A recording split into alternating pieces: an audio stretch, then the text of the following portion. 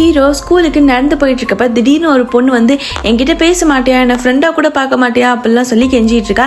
Hero வந்து அவளை avoid பண்ணிட்டே இருக்கா. அப்ப திடீர்னு எங்க இருந்தோ அந்த பொண்ணோட ஆள் வந்து என் லவர்கிட்ட பேசாதான்னு உனக்கு எத்தனை வாட்டி சொல்லியிருக்கேன் அப்படி சொல்லி அடிக்க போறப்ப அங்க சூச்சு அப்படிங்கிற ஒரு பொண்ணு தான் ஹீரோவை வந்து காப்பாத்திருப்பா.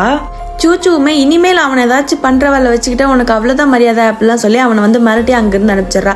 ஹீரோ சூச்சு கிட்ட பேசிட்டு இருக்கப்பவே திடீர்னு சூச்சுக்கு உடம்பு சரியில்லாம போகுது. அதனால ஹீரோவோட அம்மா கிட்ட அவன் கூட்டிட்டு போறான். ஹீரோவோட அம்மா சூச்சுக்கு ஏதாச்சும் பிரச்சனையா இருக்குமோ அப்படின்னு சொல்லி டாக்டரை கூப்பிட்டு கேட்கிறப்ப அதே மாதிரி இது ஜீன்ல இருந்து ஒரு நோய் வந்து இவங்களை தாக்கியிருக்கு, இது வந்து கியூர்லாம் பண்ண முடியாது, இந்த பிரிஸ்கிரிப்ஷனை மட்டும் ஃபாலோ பண்ணுங்க அப்படி சொல்லி மருந்தெல்லாம் எழுதி கொடுத்துட்டு போயிடுறாரு.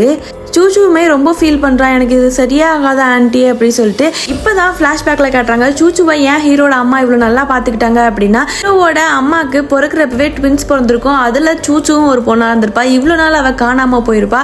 சூச்சு கிடைச்சதுனால தான் அவங்க அம்மா சூச்சுவை அவ்வளோ பத்திரமா பாத்துக்கிறாங்க. அதுக்கப்புறம் 3 பேரும் ஃபேமிலியா ஒன்னா ஜாலியா இருக்க ஆரம்பிக்கிறாங்க.